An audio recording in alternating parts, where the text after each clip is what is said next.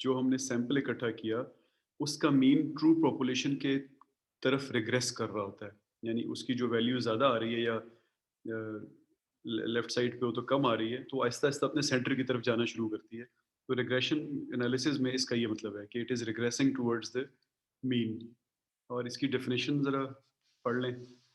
फिर सब लोग मैं ऊँची पढ़ता हूँ, आप लोग सुनिएगा। A set of statistical processes, ठीक है जी?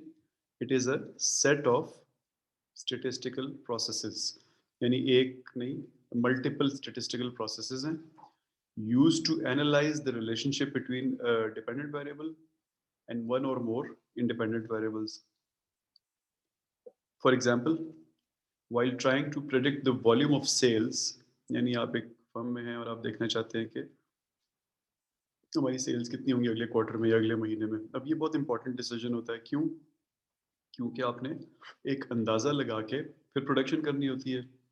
अगर सेल्स की प्रिडिक्शन आप सही तरह नहीं करेंगे तो या आप ओवर प्रोड्यूस कर देंगे और आपका स्टॉक पड़ा रह जाएगा और अल्टीमेटली आपके प्रॉफिट में से कटेगा, या आप अंडर प्रोड्यूस कर रहे होंगे और पोटेंशियल प्रॉफिट्स नहीं ले सकेंगे। तो एक बहुत इंतहाई इंपॉर्टेंट काम करते हुए जिसमें आपका जो वॉल्यूम ऑफ सेल्स है ये डिपेंडेंट वेरिएबल है। इसको हम आगे आज के सेशन में बल्कि मजीद भी आगे ज़्यादातर हम इसको रिस्पॉन्स वेरिएबल कहेंगे। रिस्पॉन्स वेरिएबल, ठीक है जी? क्योंकि ये रिस्पॉन्स का वर्ड ट्रूली रिफ्लेक्ट करता है उसको। डिपेंडेंट का मतलब तो सिर्फ ये होता है कि ये किसी और वेरिएबल पे डिपेंडेंट है, लेकिन ये उसकी ट्रू सेंस ये होती है कि वो रिस्पॉन्स वेरिएबल होता है, कि पीछे वाले वेरिएबल्स को वेरी करने से या ट्यून करने से इस पे रिस्पॉन्स क्या आता है। तो सेल्स अगर आपकी डीवी हैं या आरवी हैं, तो बहुत सारे फैक्टर्स जो हैं वो आपके प्रेडिक्टर्स या इंडिपेंडेंट वेरिएबल्स होंगे, और वो रेंज कर सकते हैं इंतहाई अनकंट्रोलेबल चीज़ें जैसे वेदर से लेके तो इंतहाई कंट्रोलेबल चीज़ों तक, जैसे आपकी अपनी मार्केटिंग स्ट्रेटजीज, ठीक है जी?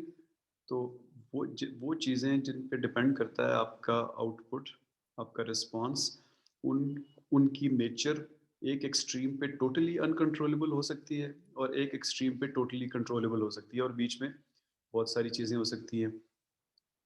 लेकिन अब उनमें से कौन सी चीज़ें इंपॉर्टेंट हैं, इसके लिए स्टार्टिंग पॉइंट नॉर्मली ये होता है कि आप जब मीटिंग्स में बैठे होते हैं ना, तो ओपिनियंस होते हैं लोगों के, आपकी सेल्स टीम के, आपकी प्रोडक्शन टीम के। पिछली बार ये हुआ था, इस बार ये होगा, पिछली बार बारिश हुई थी तो हो सकता है ये हो जाए।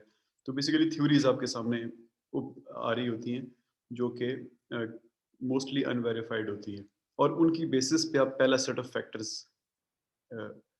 इस्टेब्लिश करते हैं। अब ये जो पहला सेट ऑफ फैक्टर्स है नॉर्मली ये काफ़ी बड़ा होता है।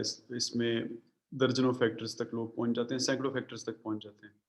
कि जब आप ब्रेनस्टॉर्मिंग करने बैठेंगे तो फिर बहुत सारे लोग होते हैं, हर एक के अपने दिमाग में चीज़ें चल रही होती हैं, वो मुख्तलिफ चीज़ें बोलते हैं।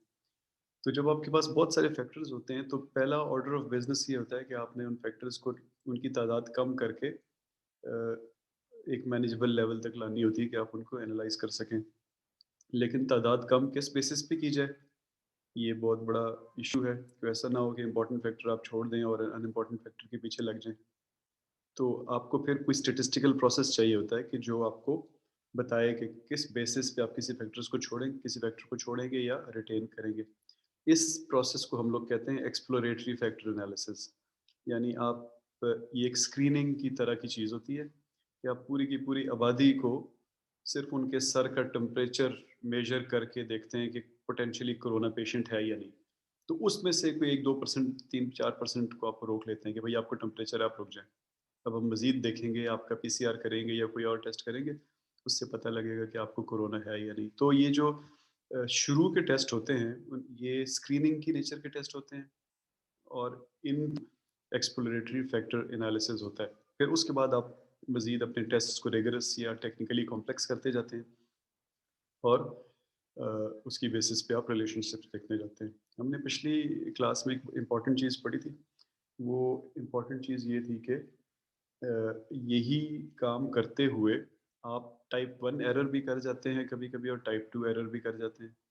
और आपने वहाँ पे अपने आप को बैलेंस करना होता है कि आप इतना टाइप 1 एरर बर्दाश्त कर लूँगा और इतना टाइप 2 एरर बर्दाश्त कर लूँगा। वहाँ पे हमने ये भी पढ़ा था कि टाइप 1 एरर बर्दाश्त करने की सिचुएशंस कौन-सी होती हैं? लाइफ एंड डेथ सिचुएशंस, इस तरह टाइप 2 एरर बर्दाश्त करने की कौन-सी सिचुएशंस होती हैं? तो लेकिन जब आपके पास बहुत सारे फैक्टर्स आपके सामने लिस्ट हो गए, तो बहुत सारे क्वेश्चंस आ जाते हैं, जैसे for example which factors matter most, which can be ignore, how do, अब ये तीसरा जो है ये इम्पोर्टेंट है, how do they interact with each other. अब कुछ फैक्टर्स ऐसे होते हैं जो इंडिपेंडेंटली एज प्रिडिक्टर्स रिस्पॉन्स के ऊपर असर डाल रहे होते हैं, लेकिन कुछ ऐसे होते हैं कि उनकी वजह से बाकी फैक्टर्स भी वैरी कर रहे होते हैं। अभी थोड़ी देर में हम उसकी एग्जांपल्स देखते हैं। और फिर आखिरी सवाल ये कि how certain are we about all these factors. Certain दो टर्म में, एक ये कि ये फैक्टर इंपॉर्टेंट है कि है भी कि नहीं, और दूसरा हम इसको मेजर भी कर सकते हैं कि नहीं। अब ठीक है, पता लग गया फैक्टर है, लेकिन क्या कोई तरीका है उसको मेजर करने का भी, क्योंकि रिग्रेशन के लिए तो मेजर करना पड़ेगा ना। और किस फैक्टर को आप मेजर ना कर सकें, फिर क्या फ़ायदा होना हुआ उसके फैक्टर का, क्योंकि अल्टीमेटली हमारा मकसद रिस्पॉन्स में कोई अपनी मर्जी की तब्दीली लाना होता है। तो ये है एक रिग्रेशन की बेसिकली डेफिनेशन। लेकिन अभी अब हम आप देखेंगे काफ़ी बहुत ज़्यादा डिटेल्स हैं, तो आप आहिस्ता आहिस्ता आप इसके अंदर चीज़ें देखते जाएंगे। अब ये जो मैंने थोड़ी देर पहले बात की कि हमारी सेल्स की जो वॉल्यूम होगी अगले महीने या अगले क्वार्टर में या अगले साल में, उसका बारिश के साथ क्या ताल्लुक है। बारिश, फ़र्ज़ करें आप स्वेटर बना रहे हैं, या फ़र्ज़ करें आप सूप बेचने लगे हैं, या फ़र्ज़ करें आप कोई ऐसी चीज़ बेचने लगे हैं जिसका वाकई बारिश से ताल्लुक है, अम्ब्रेलाज़ हो गया, कुछ भी हो गया। तो ये प्लॉट हुआ हुआ है उनका आपस में रिलेशनशिप। तो सबसे पहले किसी भी प्रेडिक्टर और रिस्पॉन्स का आपस में रिश्ता देखने के लिए अच्छा होता है कि आप उसको प्लॉट कर लें। तो ये अभी जो आप अपने सामने देख रहे हैं एक प्लॉट सा, आपको क्या फर्स्ट इम्प्रेशन क्या दे रहा है ये?